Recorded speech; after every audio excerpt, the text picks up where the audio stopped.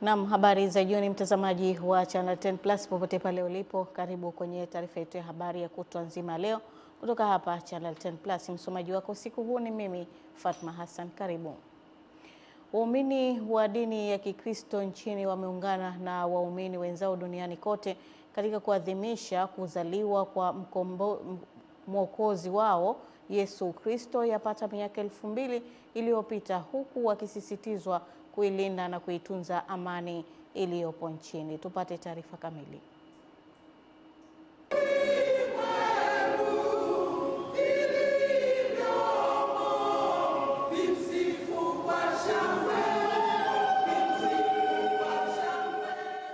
Akizungumza katika ibada ya Christmas jijini Dar es Salaam, kiongozi wa kanisa la Kiinjili la Kilutheri Tanzania KKKT Dayosisi ya Mashariki na Pwani, Dr. Alex Malasusa amesema Yesu Kristo ambaye leo anasherehekea kuzaliwa kwake, ujumbe wake wa kwanza ulikuwa ni amani kwa watu wote.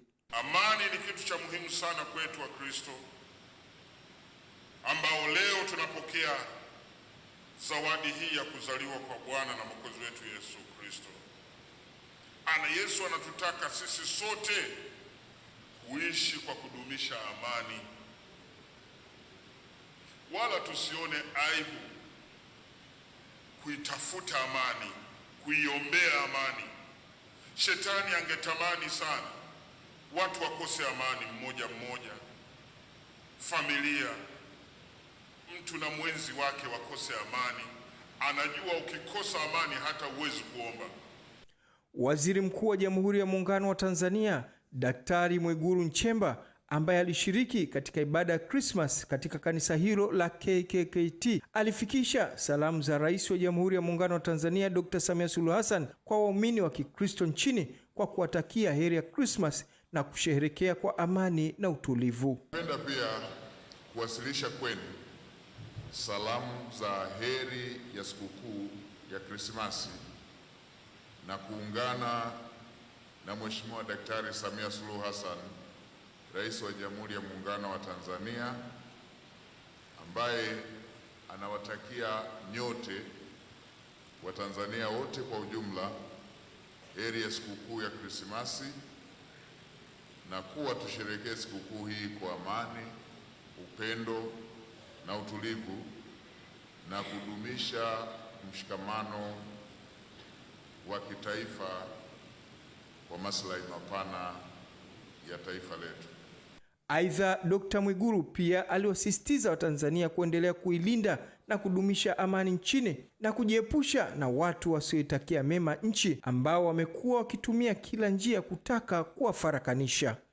Sote tunatambua kwamba Tanzania imeendelea kuwa kielelezo cha umoja, amani, mshikamano na utulivu katika ukanda wetu na barani Afrika.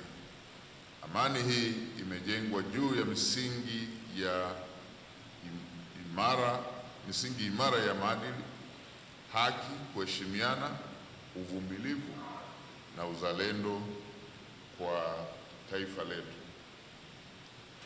Mheshimiwa Baba Askofu, amani, usalama na utulivu ndio msingi utakaojenga taifa lenye mafanikio na umoja. Hamisi Suleiman, Channel 10. Papa Leo wa 14 amelaani magofu na majeraha ya wazi yaliyoachwa na vita, akitaja hasa hali mbaya ya kibinadamu huko Gaza katika mahubiri yake ya kwanza ya Christmas mbele ya maelfu ya waumini mjini Vatican. Papa Leo ametoa baraka yake ya kwanza kwa Christmas kutoka kanisa la Mtakatifu Pedro leo Alhamisi, akilaani hadharani hali wanayoishi wa Palestina huko Gaza katika hotuba isiyo ya kawaida kwa ibada ambayo kwa kawaida huwa ya kiroho na utulivu. Katika mahubiri yake, Papa amesema simulizi ya Yesu kuzaliwa zizini linaloonyesha kuwa Mungu alipiga hema lake dhaifu miongoni mwa wanadamu, akirejelea mahema ya wakazi wa Gaza ambao kwa wiki kadhaa wamekuwa wakikabiliana na mvua, upepo na baridi kali. Amesema haiwezekani kusherehekea Christmas bila ya kuwakumbuka watu wanaoishi katika mateso makubwa. Hata hivyo, wito wa Papa wa kusitisha mapigano duniani kwa siku moja haukuzingatiwa nchini Ukraine ambapo mapigano yaliendelea.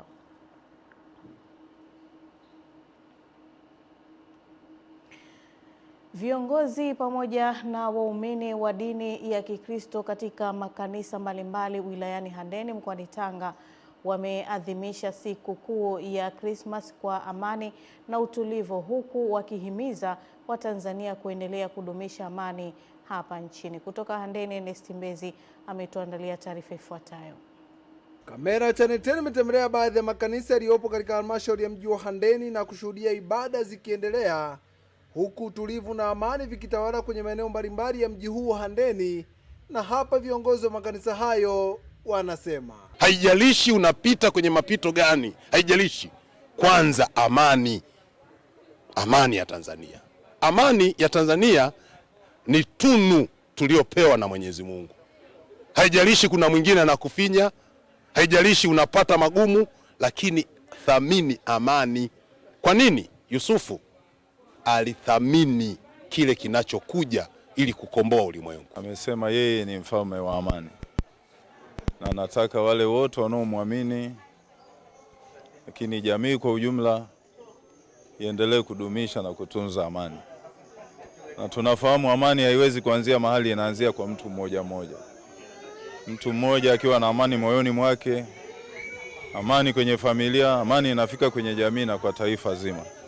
Kwa hiyo tunasisitiza kila mmoja apokee amani hii ambayo Yesu Kristo ameileta. Ujumbe wangu kwa taifa na ujumbe wangu kwa Wakristo na wasio Wakristo pia ni kufunika ukurasa ule ambao ulikuwa na maumivu, kwa sababu aliyekuja kuzaliwa amekuja kufungua ukurasa mpya usiokuwa na dhambi, usiokuwa na majuto, usiokuwa na mateso, usiokuwa na dhiki. Kwa hiyo fahamu zetu, akili zetu, imani zetu zianze tena kwa upya. Tuendelee kuaminiana tena, tuendelee kushikamana tena, undugu wetu na ujamaa wetu uendelee kurudi tena. Baadhi ya waumini wa makanisa hayo walioshiriki ibada hiyo kuadhimisha kuzaliwa kwa Yesu Kristo wanaeleza namna walivyopokea sikukuu hii, huku nao wakihimiza swala la amani hapa nchini. Tunashukuru kwa neema ya uzima ambayo Mwenyezi Mungu ameweza kutusaidia kuweza kuiona siku ya leo, na kipekee kama alivyozungumza baba mtumishi, tumeipokea siku hii kwa furaha na upendo na amani, ambapo tumeweza kusisitizwa kwamba Yesu amezaliwa ndani ya maisha yetu, lakini pia alikuja ulimwenguni kwa ajili ya ukombozi wa watu wote duniani. Kama vijana wakiamua kusimama kwa umoja na kusema kwamba hatutaki jambo hili kwa manufaa ya jamii, manufaa ya taifa, manufaa ya kanisa, linakuwa na nguvu na linafika kwa ukubwa sana. Kwa hiyo ni muhimu sana kwa sisi vijana kuwa na watu wa ibada ili tuweze kutengeneza taifa zuri la kesho. Kutoka wilayani Handeni mkoani Tanga, mimi ni Ernest Mbezi, Channel 10. Wakati waumini wa dini ya Kikristo wakisherehekea sikukuu ya kumbukizi ya kuzaliwa kwa Yesu Kristo Mwokozi wao, waumini wamekumbushwa kusherehekea siku hiyo kwa kutenda mema yampendezao Mungu na kuhubiri umoja na mshikamano wa kitaifa kwa Watanzania. Tupate taarifa kamili. Sikukuu ya kumbukizi ya kuzaliwa kwa Yesu Kristo huadhimishwa kila ifikapo Disemba 25 ya kila mwaka. Tunaadhimisha sikukuu yenyewe ya kuzaliwa kwa Bwana na Mwokozi wetu Yesu Kristo. Wito wangu kwa Wakristo na hata wasio Wakristo ambao tunashirikiana katika mambo mengi, ya kwamba kwanza tuiadhimishe siku hii kwa kumcha Mungu. Watu waende ibadani wakamwabudu Mungu kutoka ndani ya mioyo yao. Katika kanisa la Zanzibar International Christian Center lililopo Kariakoo mjini Unguja, waumini kutoka maeneo mbalimbali wanaungana na waumini wenzao duniani kote kuadhimisha siku hii. Katika ibada, mchungaji kiongozi wa kanisa la ZACC Dickson Kaganga akawakumbusha waumini kusherehekea siku hiyo muhimu kwao kwa kutenda mema na yampendezayo Mungu. Kokote ambako mtakwenda kusherehekea, na waasa msherekee kwa utukufu wa Mungu, na ukifanya hivyo Mungu atakubariki. Nasema Mungu atakubariki.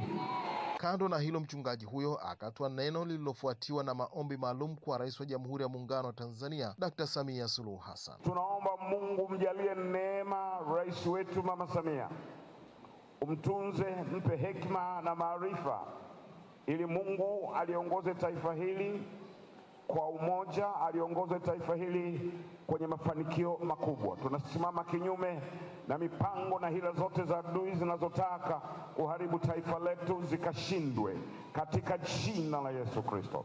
Nje ya kanisa bado waumini wanahimizana kupendana na kuwa wamoja. Bwana Yesu mwenyewe alitufundisha upendo, alitufundisha amani, alitufundisha umoja. Kwa katika kuzaliwa kwake leo tunakumbuka hiyo siku.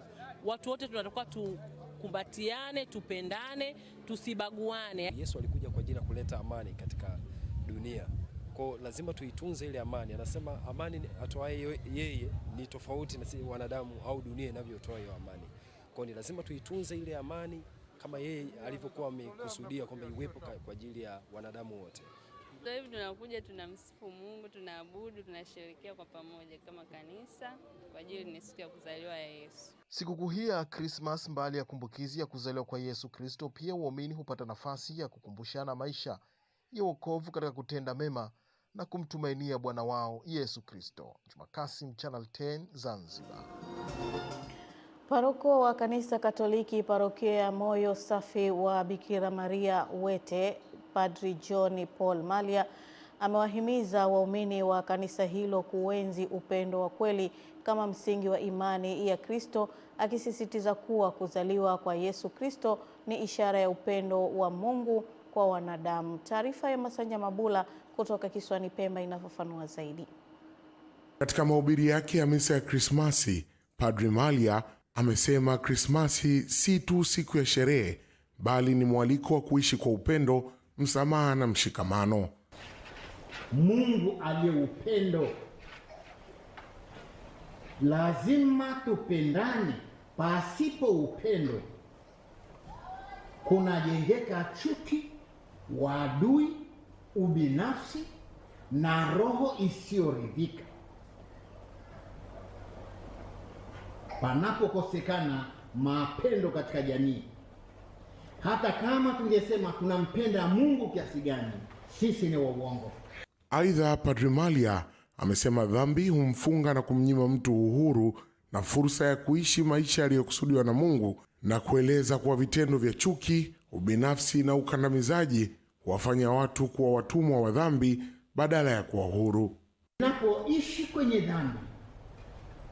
dhambi humzuia mtu kupata mafanikio na kumletea mtu kuhangaika pasipo kuvuna. Dhambi humletea mtu mateso. Dhambi humletea mtu mateso. Anashika hashikiki, anakataliwa hata na jamii. Hivyo Padri Malia amewakumbusha waumini kuwa Krismasi ni wito wa mabadiliko ya maisha, wakimkaribisha Kristo mioyoni mwao. Salum Pelembo, Channel 10. Naam, ni taarifa yake Masanja Mabula iliyowekwa sauti na Salum Pelembo. Waziri wa Nchi Ofisi ya Waziri Mkuu, Tawala za Mikoa na Serikali za Mitaa TAMISEMI, Profesa Riziki Shemdoe ameuelekeza uongozi wa shirika la masoko kuhakikisha zoezi la upangishaji wa vizimba na vyumba vya wafanyabiashara wa soko la Kariakoo unazingatia bei ya soko, ili mradi huo uwanufaishe wafanyabiashara kama ilivyokusudiwa na Mheshimiwa Rais Dr. Samia Suluhu Hassan. Profesa Shemdoe ametoa maelekezo hayo jijini Dar es Salaam wakati wa ziara yake ya kikazi ya kukagua maendeleo ya ukarabati wa soko ambao ulianza kutekelezwa Januari 7, 2022 na kukabidhiwa katika shirika la masoko ya Kariakoo Agosti 25, 2025. Mtakapokuwa mnapangisha hivi vizimba ama vyumba, naomba tujitahidi sana iwe kwenye bei ya soko. Tusije tukawa na ujanja humu, mtu akachukua, anakuwa dalali, anakuja kumpa mtu mwingine. Hii nadhani isiwe hivyo. Tuhakikishe kwamba bei ya soko inayo prevail huko nje ndio inayopatikana hapa. Ni fedha nyingi sana, kama tulivyosema, Mheshimiwa Rais aliona zitumike hapa. Kwa hiyo tutahitaji pia hizi fedha zirejee kwa namna moja ama nyingine. Kwa hiyo bila kwenda kwa bei ya soko, tutachukua muda mrefu sana kuona kwamba zinarejea. Aidha, Profesa Shemdoe ameusisitiza uongozi wa soko la Kariakoo kuhakikisha wafanyabiashara wa awali wanapewa kipaumbele kupewa vizimba na vyumba kabla ya kuwapatia wafanyabiashara wapya ili kuondokana na malalamiko. Tuhakikishe wale wote waliokuwepo kwenye soko la zamani wanarudi. Hilo ni la kwanza. Wale wote waliokuwepo kwenye soko la zamani warudi ili kuepuka malalamiko. Na zoezi hilo tuhakikishe kwamba linafanyika kwa uwazi. Profesa Shemdoe pia ameusisitiza uongozi wa soko la Kariakoo kutoruhusu watu kupata vizimba au vyumba kinyume na utaratibu katika soko jipya, wakati tayari wapo wafanyabiashara waliokwisha pata vizimba na vyumba kupitia mfumo wa tausi. Mmenifurahisha kunieleza kwamba kwa upande huu kwenye soko jipya mmefanya mnada, na mnada umefanyika kielektroniki. Kwa hiyo kila mtu alibid na waliopata wamepata kutokana na information walizoweka mule. Kwa hiyo tujitahidi sana kuhakikisha kwamba haturudi nyuma, watu wakapitia mlango mwingine ili kupata maeneo haya, wakati kuna watu ambao wamebid kwenye mtandao na tukawapata hao. Aziza Bakari, Channel 10. Kamishna mkuu wa Mamlaka ya Mapato Tanzania Yusuf Juma Mwenda amesema mapato yanayotokana na walipa kodi nchini katika kipindi cha mwaka mzima hayasaidii katika ujenzi wa miundombinu ya maendeleo pekee, lakini pia yanasaidia jamii yenye mahitaji maalum ikiwemo watoto yatima. Juma Mohamed ana taarifa zaidi. Kamishna Mwenda ameyasema hayo wakati alipotembelea vituo viwili vya kulelea watoto yatima kwenye kati tofauti na kupeleka misaada ya vitu mbalimbali kusherehekea sikukuu ya Christmas, ikiwa ni njia mojawapo ya kurudisha kwa jamii kwa kulipa kodi bila ya shuruti pamoja na kutoa shukrani. Lakini muhimu, hawa vijana wana ndoto zao, hawana tofauti na watoto wetu. Tofauti ni kwamba wao wako kwenye mazingira haya na wengine mazingira tofauti. Hawa kuna siku watakuja kuwa makamishna wakuu wa watakuja kusaidia nchi, na wanaweza kufika hapo wakisoma, na ni vizuri kila siku mkawahimiza umuhimu wa kusoma. Tukushukuru sana kwa kujitolea, kwa sababu ni kazi ya kujitolea ambayo unategemea kutengeneza jamii kwa siku zijazo sana. Tuchukue fursa hii na sisi kukushukuru kwa juhudi yako hiyo. Katika hatua nyingine, kamishna mkuu huyo amesisitiza suala la elimu kwa watoto, lengo likiwa ni kutimiza ndoto zao na kuwalea katika maadili na kuandaa kuwa viongozi bora wa baadaye. Mchango wa serikali wa chakula na mishahara ya walimu inatokana na kodi zinazolipwa na walipa kodi. Kwa hiyo tunapohamasisha watu walipe kodi kwa hiari, tunamaanisha kodi inayokusanywa inarudi tena kwa jamii. Wakitoa shukrani, wasimamizi wa vituo hivyo wameishukuru serikali kwa msaada huo na kuwatia faraja watoto hao katika kipindi hiki cha sikukuu. Tuna ushirikiano mzuri kati ya serikali na kanisa, na hivyo serikali ina support kwa kuajiri walimu na kulipa mishahara ya walimu, lakini pia serikali inatutunza kwa kuleta chakula cha watoto.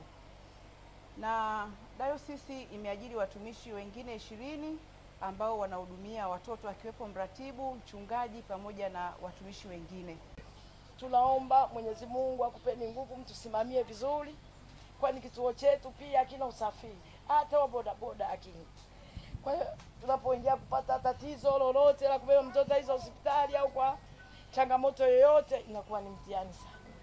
Tunaomba ulitizame jicho la huruma ili jambo, Kutoka jijini Dar es Salaam, Juma Mohamed, Channel 10. Naendelea na taarifa yetu ya habari. Wananchi katika manispaa ya Kibaha mkoani Pwani wameiomba serikali kudhibiti mfumuko wa bei za bidhaa mbalimbali hususan vyakula katika kipindi cha sikukuu. Margaret Malisa anaarifu zaidi.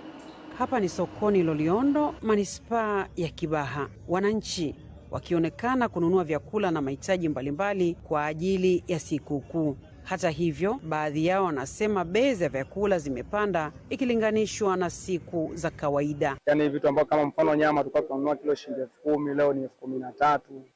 Nyanya na viazi hivi tulikuwa tunanunua sada 5,000, leo ni 7,000. Kwa hiyo kumekuwa na mfumuko mkubwa sana wa bei. Tulikuwa tunaomba serikali tujaribu kuongea na wafanyabiashara bei ishuke. Jamani, wafanyabiashara tunawaomba mnapofika kipindi cha sikukuu tunaomba msitupandishie vitu jamani. Tunaomba. Bei imepanda sana, wananchi tunashindwa kumudu. Tunashindwa kabisa. Tunaomba serikali iangalie kwa hilo. Sio wanapandisha tu kipindi hiki cha sikukuu. Na kuwa sio. Tunashindwa kujimudu. Wengine hali za chini kama hivyo. Kwa upande wao, baadhi ya wafanyabiashara wanasema kupanda kwa bei kunatokana na gharama za usafirishaji pamoja na upungufu wa baadhi ya bidhaa sokoni. Lakini kutokana na hayo wateja wetu wasije wakajisikia vibaya kwamba sisi tunawapandishia bei sisi wafanyabiashara, hapana. Kwa tunakochukulia kuna changamoto, biashara zimepanda, kwa hiyo hakuna namna. Wateja tunawaomba waje tu kwa kulingana na bei tunaweza tunapandia sisi kwa sababu hiyo tunakochukulia sisi tumepandisha. Hali hii imekuwa ikijitokeza mara kwa mara katika kipindi cha sikukuu ambapo baadhi ya wafanyabiashara huongeza bei za vyakula, jambo linaloathiri wananchi wenye kipato cha chini. Margaret Malisa, Channel 10. Ya droni za Ukraine yamesababisha matanki ya kuhifadhia bidhaa za mafuta kushika moto katika mji wa bandari ya Temyuk kusini mwa Urusi. Moto huo umeathiri eneo la takriban mita za mraba 2,000 katika rasi ya Taman, huku makumi ya maafisa wa zimamoto na ulinzi wa raia wakijaribu kudhibiti. Temyuk ilikuwa tayari imelengwa na shambulio kama hilo mapema mwezi huu. Wizara ya Ulinzi ya Urusi imesema mifumo ya anga ilidungua na kuharibu droni 141 za Ukraine, hasa katika eneo la Bryansk mpakani na Ukraine, wakati Moscow ikisema mashambulizi ya anga ya Urusi yamesababisha uharibifu mkubwa zaidi nchini Ukraine.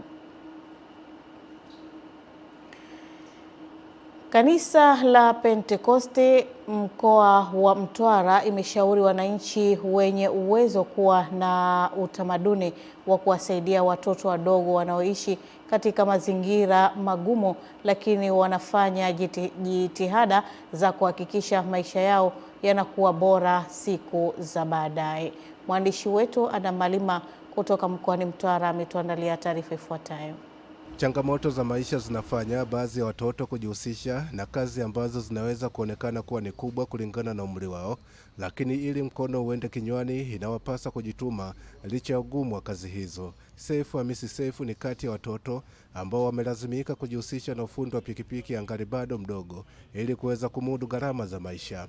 Nikaenda kusoma mechanics VETA, kumaliza nikaja kusomea hapa kutengeneza pikipiki, kwa sababu vijana wengi sasa hivi pikipiki ziko nyingi, bodaboda kwa zinaharibika, nimeamua nje kusomea. Kwa sasa Seifu ni fundi wa kutengeneza na kurekebisha pikipiki zilizoharibika, elimu ambayo alipata kutoka chuo cha ufundi stadi VETA baada ya kuwezeshwa na kanisa la Pentekosti mkoa wa Mtwara. Napata kipato, nimeona hii ajira kunisaidia bibi na mimi mwenyewe. Kanisa la Pentekosti katika kuadhimisha sikukuu ya Christmas na mwaka mpya imeamua kuwashika mkono na kuwasaidia watoto wanaoishi katika mazingira magumu kwa kuwapatia elimu na mavazi, na kutoa wito kwa wananchi kuwasaidia watoto wanaoishi katika mazingira magumu lakini wanafanya kila jitihada kujikwamua. Tumeweza kuwapeleka watoto ambao tulianza nao hapo wakiwa wadogo, sasa hivi wengine wako katika vyuo vya vya kitabibu. Kwa mfano tunaye binti mmoja yuko Kariuki Hospital, kuna wengine wako kwenye vyuo vya kati, kuna wengine wako A level na kuna wengine wako VETA. Kwa hiyo kwa kweli tunashukuru, tumeona mafanikio mazuri. Watoto wetu leo hiyo wameweza kupata zawadi zao za nguo kwa ajili ya kwenda kusherehekea Krismasi yao. Zawadi hizi zimegharimu takribani milioni 6 kuwahudumia watoto hawa wote. Msaada huu umekuwa faraja kwa wazazi na walezi wa watoto hao. Kwa kweli tunamshukuru Mungu kwa ajili ya kituo hiki, kimekuwa msaada kwa ajili ya watoto wetu. Wanasaidiwa katika mambo mengi ya kijamii, kielimu, wanatusaidia, tunafarijika kwa kweli. Kutoka mkoani Mtwara, Damarima, Channel 10. Wakati sikukuu za mwisho wa mwaka zikiendelea, wakala wa vipimo WMA mkoa wa Pwani umefanya operesheni maalum ya kukagua mizani inayotumika kuuzia nyama katika maeneo mbalimbali ya manispaa ya Kibaha ili kubaini wafanyabiashara wanaoibia wananchi kupitia mizani hizo. Akizungumza wakati wa ukaguzi huo, afisa mwandamizi wakala wa vipimo mkoani Pwani Isaac Bilahi amesema zoezi hilo ni endelevu hasa katika kipindi cha sikukuu ambapo baadhi ya wafanyabiashara hutumia mizani isiyokidhi vigezo kuwaibia wateja. Tumekuta baadhi ya changamoto chache kwa baadhi ya mabucha ambao wengine mizani haijahakikiwa na inatumika. Mizani hiyo imeweza kuchukuliwa na wamepewa fomu kwa ajili ya kuja kuripoti ofisi ya wakala wa vipimo mkoa. Lakini hapa kuna pia mzani ambao tumekuta ni mzani wa mawe, pia una shida ya pini, imeteguliwa, tumeuchukua. Hivyo nawataka wale wote wanaotumia mizani kuuzia nyama buchani wahakikishe zoezi hilo linafanyika katika hali ya usahihi, mwananchi apate kile anachostahili kupata. Natoa wito kwa mkoa mzima, watumiaji wote wa mizani kwenye mabucha wahakikishe watu wanauzia mizani ambayo imehakikiwa. Kama mzani wako unajua haujahakikiwa, usimuuzie mwananchi. Ukikutwa utachukuliwa mzani na utashtakiwa, ikiwezekana tutakupeleka mahakamani. Lakini makosa ya ukutwa na mzani ambao hujahakikiwa na serikali. Sababu za kutohakikiwa na serikali, maana huu mzani ni mpya, una muda mfupi umenunuliwa.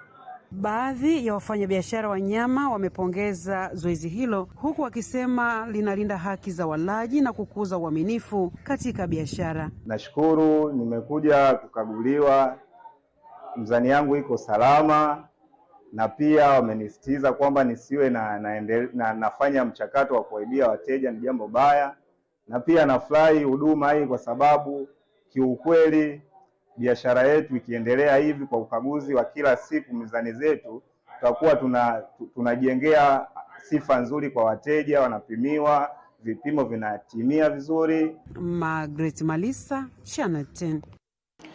Chama kikuu cha ushirika cha Songea na Namtumbo Sonamku mkoani Ruvuma kimegawa mbegu za zao la mbaazi tani 10 kwa wakulima wa halmashauri ya Namtumbo, ikiwa ni sehemu ya utekelezaji wa maagizo ya Mheshimiwa Rais Dr. Samia Suluhu Hassan ya kutaka vyama vikuu vya ushirika nchini kutoa faida kwa vyama wanavyovihudumia katika kuzalisha mazao yenye tija. Dita Nyoni anaripoti. Hayo yamebainishwa na mwenyekiti wa chama kikuu cha ushirika Ali Chemka wakati kugawa mbegu za mbaazi kwa viongozi wa vyama vya msingi kwa niaba ya wakulima, ambapo wamesema katika mkutano mkuu waliadhimia kutenga shilingi milioni 50 kutokana na ushuru kwa ajili ya ununuzi wa mbegu kwa halmashauri ya Namtumbo, Songea, Madaba na Mbinga. Hii tupo katika kuhakikisha tunainua na kuboresha maendeleo ya wakazi wa Namtumbo. Hii ni kama kwetu sehemu ya ajira tumeisambaza katika wilaya ya Namtumbo kuwaletea mazao yenye masoko ambazo sisi wakulima zitaenda kutunufaisha, kwa sababu awali tulikuwa tunatumia mbegu za kienyeji za zamani ambazo uzalishaji wake ulikuwa hauna ubora, na pili zilikuwa na mchanganyiko wa rangi mbalimbali. Kwa hiyo upatikanaji wa mbegu hizi bora zitaongeza tija ya uzalishaji maradufu kuliko uzalishaji wa nyuma. Nafikiri wakulima zaidi ya 2000 watafikiwa, kwa sababu mimi namiliki skimu 18 na zurula wilaya nzima, kila kanda nipo. Ina maana kila nakopeleka, kwa mfano na kanda Lusewa, Amani, Ligela, kwa na imani kila mkulima ataipata na atalima na atazalisha vizuri zaidi. Akigawa mbegu hizo kwa viongozi wa vyama vya msingi kwa lengo la kuwapelekea wakulima, mkuu wa wilaya Namtumbo Ngolo Malenya amesema wamekuwa wakikusanya mapato mengi kupitia zao hilo, hivyo serikali itaendelea kutengeneza miundombinu bora kupata mbegu, mbolea pamoja na masoko. Na tuna vyama 36 vya AMCOS ambavyo viko chini ya SONAMCO. Kwa hiyo wakulima wote hakikisheni mnapata hizo mbegu. Lakini niweze kusisitiza na kutoa maagizo wenye vitu wote wa vijiji pamoja na watendaji, hakikisheni wakulima wanapata mbegu hizo bora kwa ajili ya kilimo chenye tija, lakini vile vile kuongeza uzalishaji. Nguvu zetu zote na uwezo wetu wote tufanye kazi ya uzalishaji mali, na hasa mazao yetu ya kimkakati: tumbaku, ufuta, soya na mbaazi. Haya mazao ndiyo yatakayoinua halmashauri ya Namtumbo kwa kipato cha mtu mmoja mmoja, lakini pia halmashauri yetu itaweza kupata ushuru au pato la ndani. Kutoka Ruvuma, Ditanyoni, Channel 10. Kiongozi wa kamati ya sera za kigeni ya bunge la Ujerumani, Armin Laschet, amesema Ulaya inapaswa kuzindua mpango wa pamoja wa Ujerumani na Ufaransa wa kuratibu juhudi za kusitisha mapigano nchini Ukraine.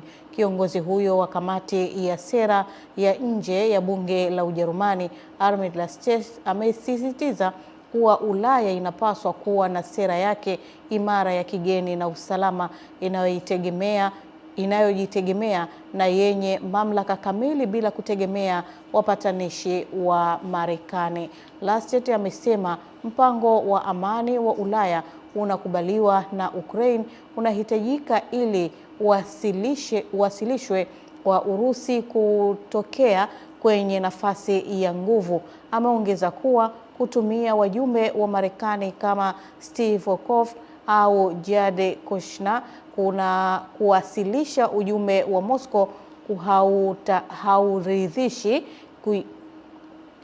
haukudhihirishi kujiamini wala uhuru wa Ulaya. Amesema juhudi zote za mazungumzo na Vladimir Putin zinapaswa kuongozwa kwa pamoja na Berlin na Paris, akibainisha kuwa bila Ujerumani na Ufaransa Ulaya haiwezi kujengwa. Kauli hiyo inakuja baada ya Emmanuel Macron kusema mazungumzo ya moja kwa moja na Urusi yanaweza kuwa muhimu, huku Rais Vladimir Putin akionyesha utayari wa kuzungumza na Ufaransa.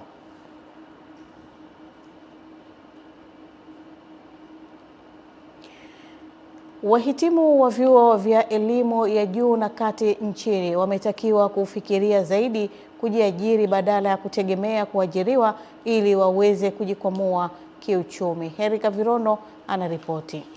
2024 nikafanikiwa pia kusajili kampuni nyingine ya contractors. Wazo hilo limetolewa na wahitimu wa Chuo cha Maendeleo ya Jamii na Ufundi Misungwi mkoani Mwanza, CDTTI, waliofanikiwa kiuchumi baada ya kujiajiri. Naibu Waziri wa Maendeleo ya Jamii, Jinsia, Wanawake na Makundi Maalum, Elipriska Mahundi, amepokea ushuhuda huo baada ya kukagua chuo hicho. Nimeweza kufanikiwa kutoa ajira tofauti kwa jinsia ya kike na kiume. Nimetoa ajira zaidi ya wafanyakazi 500 kwa miaka tofauti tangu 2018. Niko kwenye process za kufungua kampuni yangu kiasi kwamba nataka nijiendeleze, nipate mafanikio mazuri, niendeleze kiuchumi kutokana na kozi yangu ya civil engineer niliyoipata hapa Misungwi CDTTI. Nashukuru serikali inapaswa kuendelea kuwekeza katika miundombinu, hususan vifaa vya mafunzo kwa vitendo katika karakana zetu pamoja na maabara ya kompyuta, ambapo tunao upungufu, ili kwamba kadri wanafunzi wanavyoongezeka yako mahitaji ambayo yanatujia kuweza kupata vifaa. Kutokana na mafanikio hayo, serikali kuu imeahidi kuendelea kuwawezesha vijana kwa kuwapatia mikopo. Kupitia Samia Bond, hakika mkiwa mmepata kazi, basi ile barua ya kukuonyesha kwamba kweli umekabidhiwa kazi, nenda nayo pale CRDB itakupatia 12% ya mtaji wa ile kazi namna ambavyo iko. Naibu waziri huyo vilevile amekagua ujenzi wa jengo la mahabusu ya watoto wa Tukutu Bukumbi na baadaye kuzungumza na wazee wasiojiweza. Hapa wanapata huduma zote za malazi, chakula, afya, mavazi, msaada wa kisaikolojia, wa afya akili na kisaikolojia, huduma za kiroho, lakini kuunganishwa na familia zao kwa wale ambao familia zao zinapatikana. Madirisha maalumu kama ni vituo vya afya. Na tunamshukuru Mheshimiwa Rais, sasa hivi pia tumepitisha sera ya bima kwa wote. Hivyo huu ni uhakika wa wazee wote kupata huduma za afya. Kituo hiki mahususi cha malezi ya wazee na watu wasiojiweza Bukumbi wilayani Misungwi kilianzishwa ili kutoa matunzo bora kwa makundi hayo. Henry Kavirondo, Channel 10, Mwanza. Asante Henry Kavirondo kwa taarifa hiyo, nayo inatupa nafasi sasa kwenda kuziangaza habari za michezo na burudani.